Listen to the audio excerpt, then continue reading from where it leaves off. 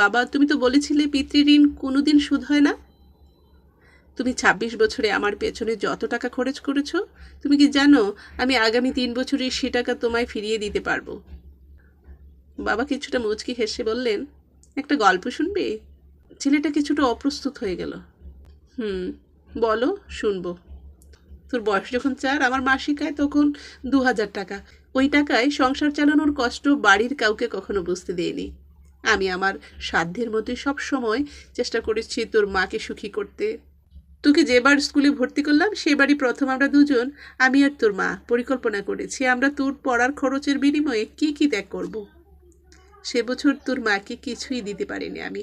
তুই যখন কলেজে উঠলি আমাদের অবস্থা তখন মোটামুটি ভালো, কিন্তু খুব কষ্ট হয়ে গেছিল যখন তোর মা খুব অসুস্থ হয়ে পড়েছিল। ওষুধ কেনার জন্য রোজ রোজ ওভারটাইম করে, বাসে করে, পায়ে হেঁটে, ঘামে ভিজে বাড়িতে ফিরতে খুব দুর্বিষহ লাগতো, কিন্তু কখনো কাউকে বুঝতে দেয়নি, এমনকি তোর মাকেও না। একদিন শোরুম থেকে একটা বাইক দেখে আসলাম। সে রাতে আমি স্বপ্নেও দেখেছিলাম আমি বাইকে চড়ে কাজে যাচ্ছি, কিন্তু পরের দিন তুই বায়না ধরলি ল্যাপটপ তোর লাগবেই। তোর কষ্টে আমার কষ্ট হয় বাবা। আমি তোকে ল্যাপটপটা কিনে দিয়েছিলাম। আমার তখনকার ১ টাকা, তোর এখন ১ পয়সা। কিন্তু মনে করে দেখ, ওই ১ টাকা দিয়ে তুই বন্ধুদের নিয়ে পার্টি করেছিস, ব্র্যান্ড নিউ মোবাইলে হেডফোন কানে লাগিয়ে সারা রাত গান শুনেছিস, পিকনিক করেছিস, ট্যুর করেছিস, কনসার্ট দেখেছিস। তোর প্রতিটা দিন ছিল স্বপ্নের মতো। আর তোর ১০০ টাকা নিয়ে আমি এখন সুগার মাপাই। জানিস আমার মাছ খাওয়া নিষেধ, মাংস খাওয়া নিষেধ। কী করে এত টাকা খরচ করি বল? তোর টাকা নিয়ে তাই আমি কল্পনায় হাট বসাই।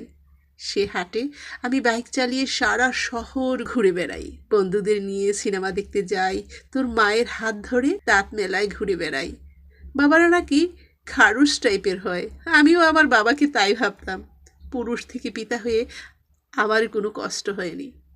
সব কষ্ট তোর মা সহ্য করেছে, কিন্তু বিশ্বাস কর, পিতা থেকে দায়িত্বশীল পিতা হবার কষ্ট একজন পিতাই বোঝে। যুগে যুগে সর্বস্থানে মাতৃবন্দনা হলেও পিতৃবন্দনা কোথাও দেখেছিস? পিতৃবন্দনা আমি আশাও করি না।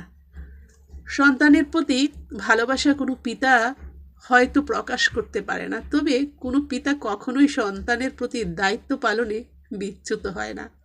আমি তোর পেছনে আমার যে কষ্টার্জিত অর্থ ব্যয় করেছি তা হয়তো তুই ৩ বছরে শোধ করে দিতে পারবি, কিন্তু যৌবনে দেখা আমার স্বপ্নগুলো, যে স্বপ্নের কাঠামোতে দাঁড়িয়ে তুই আজ তোর ঋণ সুদের কথা বলছিস, সেই স্বপ্নগুলো কি আর কোনোদিন বাস্তবে রূপ পাবে?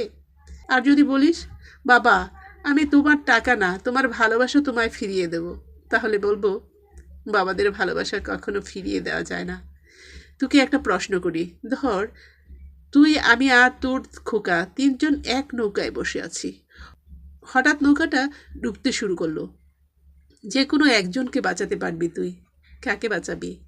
ছেলেটা হাজার চেষ্টা করেও এক চুল ঠোঁট নড়াতে পারছে না, উত্তর দিতে রাজি না। ছেলেরা বাবা হয়, বাবা কখনো ছেলে হতে পারে না। পৃথিবীতে সবচেয়ে ভারী জিনিস কি জানিস? পিতার কাঁধে পুত্রের লাশ।